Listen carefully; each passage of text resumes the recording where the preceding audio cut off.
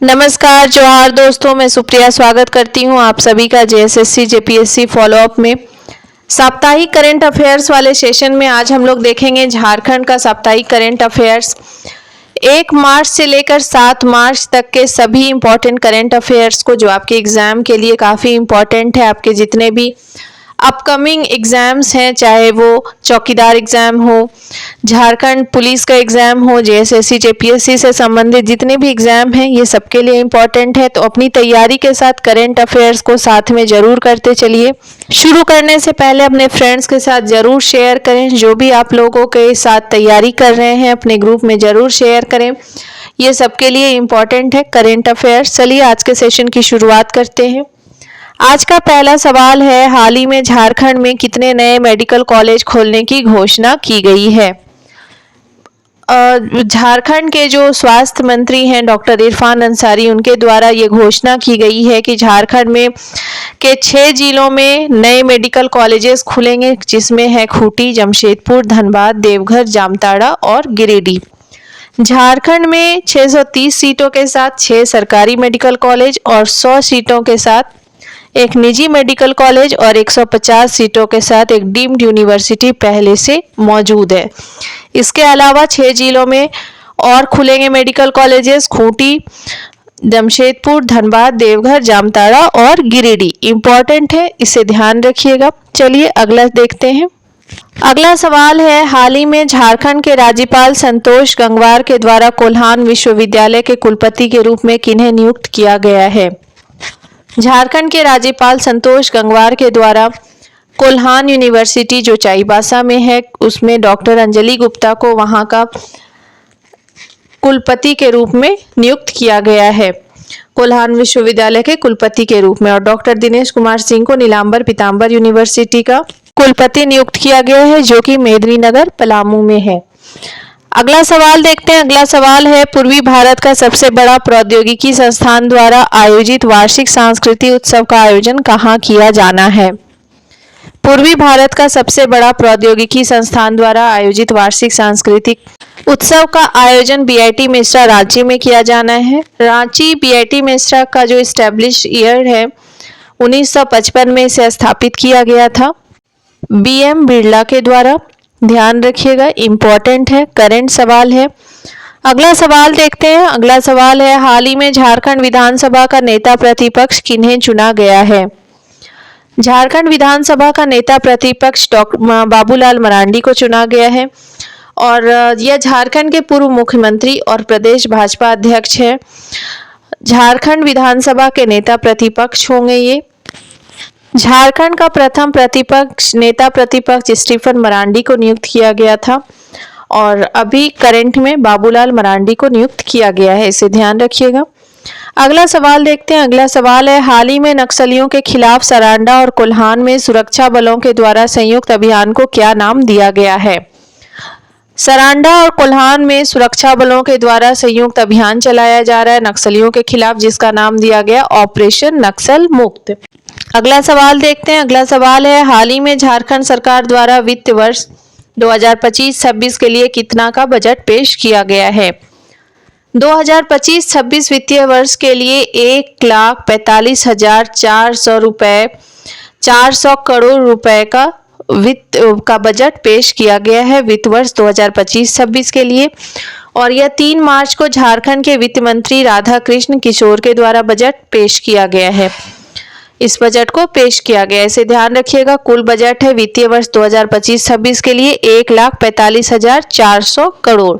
अगला सवाल देखते हैं। अगला सवाल है, हाल ही में 7 मार्च को रांची विश्वविद्यालय के किस दीक्षांत समारोह का आयोजन किया गया? रांची विश्वविद्यालय के 38वां दीक्षांत समारोह का आयोजन किया गया 7 मार्च को। आपको बता दें, रांची यूनिवर्सिटी की जो स्थापना है वो की गई है 12 जुलाई 1960 को और ये जो दीक्षांत समारोह है, जो 7 मार्च को दीक्षांत समारोह का आयोजन किया गया 38वां दीक्षांत समारोह, इसमें 4,410 छात्रों को डिग्री दी जाएगी लगभग, जिसमें 3,291 छात्राएं और 1,119 छात्र शामिल हैं। इस समारोह में लगभग 63 गोल्ड मेडल भी वितरित किए जाएंगे, बांटे जाएंगे। अगला सवाल देखते हैं। अगला सवाल है, हाल ही में रांची में नमो ई लाइब्रेरी सह साइबर कम्युनिटी सेंटर का उद्घाटन किसके द्वारा किया गया? नमो ई लाइब्रेरी सह साइबर कम्युनिटी सेंटर का उद्घाटन राज्यपाल संतोष कुमार गंगवार के द्वारा किया गया। नमो ई लाइब्रेरी के जरिए यहां आने वाले विद्यार्थियों और शोधार्थियों को न केवल कंप्यूटर के जरिए ऑनलाइन पढ़ने का मौका मिलेगा, बल्कि जरूरत के हिसाब से प्रिंट भी ले सकते हैं। ये सुविधाएं दी जाएगी। साइबर अपराध के प्रति लोगों को सचेत करने के लिए समय समय पर साइबर विशेषज्ञों की राय भी दी जाएगी। अगला सवाल है, बोकारो जिला के रुपेश कुमार के द्वारा बनाए गए किस प्रोजेक्ट को हाल ही में भारत सरकार के द्वारा पेटेंट किया गया है? बोकारो के जो रुपेश कुमार हैं, इन्होंने रक्षक प्रोजेक्ट बनाया है, इसके द्वारा जिसे भारत सरकार के द्वारा पेटेंट किया गया है। रक्षक प्रोजेक्ट जो है ये एक खास प्रकार का डिवाइस और मोबाइल ऐप है, जिससे कहीं भी दुर्घटना होने के 1 किलोमीटर के दायरे में सभी हॉस्पिटल और पुलिस स्टेशनों को एसएमएस के द्वारा सूचित किया जाता है। भारत सरकार के द्वारा रक्षक प्रोजेक्ट को इंस्पायर्ड अवार्ड के द्वारा पेटेंट किया गया है। दरअसल ये एक काफ़ी सराहनीय प्रोजेक्ट है, जिसको कि इन्होंने बनाया है कि दुर्घटना होने के टाइम पे वहाँ पे पुलिस स्टेशन और हॉस्पिटल्स को एसएमएस के द्वारा सूचित किया जाएगा। अब हम लोग कुछ सवाल देखेंगे बजट से संबंधित, क्योंकि हाल ही में 3 मार्च को बजट पेश किया गया है। तो बजट से संबंधित कुछ इंपॉर्टेंट करंट अफेयर्स को देखेंगे, जो कि आपके लिए जरूरी होगा एग्जाम के लिए। चलिए अगला सवाल देखते हैं। हाल ही में पेश किए गए बजट 2025-26 में मुख्यमंत्री उज्ज्वल झारखंड योजना के अंतर्गत ग्रामीण एवं शहरी विद्युतीकरण के लिए कितना बजट प्रस्तावित है?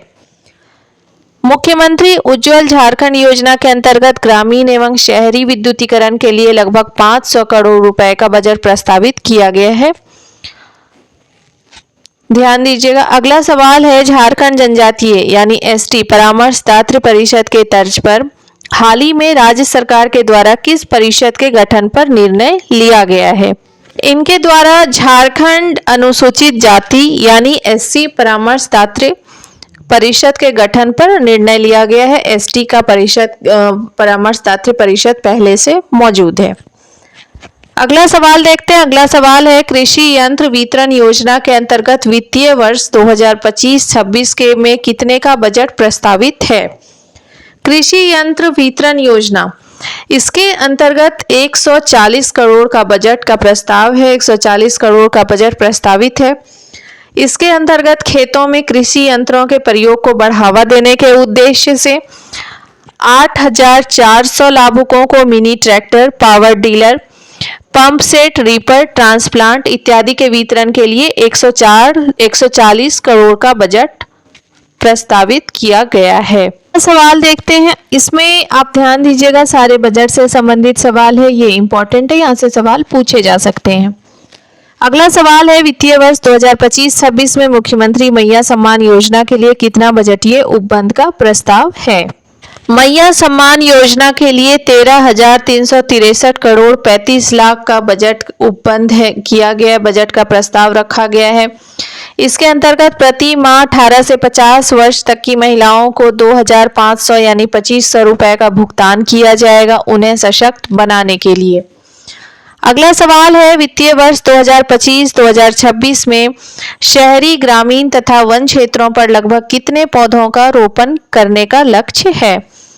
ग्रामीण तथा वन क्षेत्रों पर, शहरी क्षेत्रों में लगभग 2.5 करोड़ पौधों का रोपण किए जाने का लक्ष्य रखा गया है। अगला सवाल है, वित्तीय वर्ष 2025-26 में वित्त आयोग द्वारा अनुदान मद में कितनी राशि प्राप्त होने की संभावना है? वित्त आयोग द्वारा अनुदान मद में 1,322 करोड़ रुपए की राशि प्राप्त होने की संभावना है, जिसमें से 30% जलापूर्ति, 30% स्वच्छता और शेष 40% का जो व्यय है वो स्थानीय आवश्यकता की योजनाओं पर की जाएगी। इंपॉर्टेंट है, ध्यान रखिएगा। अगला सवाल देखते हैं। अगला सवाल है, वित्तीय वर्ष 2025-26 में पशुपालन एवं गव्य विकास के क्षेत्र में मुख्यमंत्री पशुधन विकास योजना के अंतर्गत कितने रुपए का बजट प्रस्तावित है? पशुपालन एवं गव्य विकास के क्षेत्र में मुख्यमंत्री पशुधन विकास योजना के अंतर्गत 255 करोड़ रुपए का बजट प्रस्तावित है। वित्तीय वर्ष 2025-26 में दूध उत्पादन का लक्ष्य 38,01,000 मीट्रिक टन प्रस्तावित है। दुग्ध उत्पादन वाला पूछा जाता है अक्सर एग्जाम में, तो इसे भी ध्यान रखिएगा। अगला सवाल है, वित्त वर्ष 2025-26 में राज्य का विकास दर कितना रहने का अनुमान है? राज्य का विकास दर वित्त वर्ष 2025-26 में 7.5% यानी 7.5% रहने का अनुमान है। कांस्टेंट प्राइस 7.5% रहने का अनुमान है और करंट प्राइस 9.9% रहने का अनुमान है, यानी आर्थिक विकास दर 9.9% रहने का अनुमान है। चलिए अगला सवाल देखते हैं। अगला सवाल है, वित्तीय वर्ष 2025-26 के लिए बजट पोर्टल का नाम क्या दिया गया था? वित्तीय वर्ष 2025-26 के लिए बजट पोर्टल का नाम अबुआ बजट था और 22-23 में बजट पोर्टल का नाम हमर अपन बजट दिया गया था। अगला सवाल है, वित्तीय वर्ष 2025-26 में उद्यानिकी क्षेत्र में कितने का बजट प्रस्तावित है? उद्यानिकी क्षेत्र में 304 करोड़ 85 लाख का बजट प्रस्तावित है वित्तीय वर्ष 2025-26 के लिए, ध्यान रखिएगा।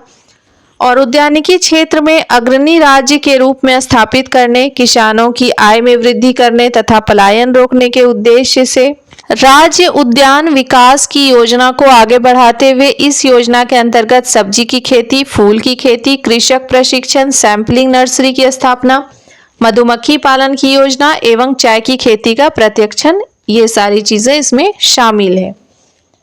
अगला सवाल देखते हैं। अगला सवाल है, लघु सिंचाई के अंतर्गत वित्तीय वर्ष 2025-26 में कितने हेक्टेयर सिंचाई की सुविधा सृजित करने का लक्ष्य रखा गया है?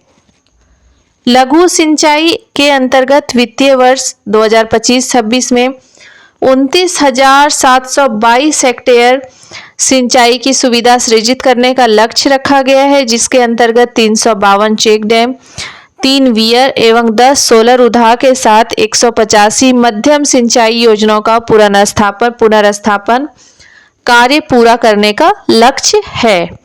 चलिए अगला सवाल देखते हैं और आज के सेशन का आखिरी सवाल, मुख्यमंत्री सर्वजन पेंशन योजना के लिए वित्तीय वर्ष 2025-26 में कितने रुपए के बजट को मंजूरी मिली है? मुख्यमंत्री सर्वजन पेंशन योजना लागू करने वाला झारखंड देश का पहला राज्य भी बना। 3,850 करोड़ 66 लाख के बजट को मंजूरी मिली है सर्वजन पेंशन योजना के लिए वित्तीय वर्ष 2025-26 के लिए। इसे ध्यान रखिएगा, इंपॉर्टेंट है। इसके अंतर्गत लगभग 34 लाख लाभार्थी लाभान्वित होंगे। आज के लिए इतना ही। उम्मीद करती हूँ आप सबों को आज का सेशन पसंद आया होगा। जल्द ही मिलते हैं अगले सेशन में एक नए टॉपिक के साथ। जाते जाते अगर आपको आज का सेशन पसंद आया होगा तो वीडियो को जरूर लाइक करें और अपने फ्रेंड्स के साथ जरूर शेयर करें। Thank you everyone.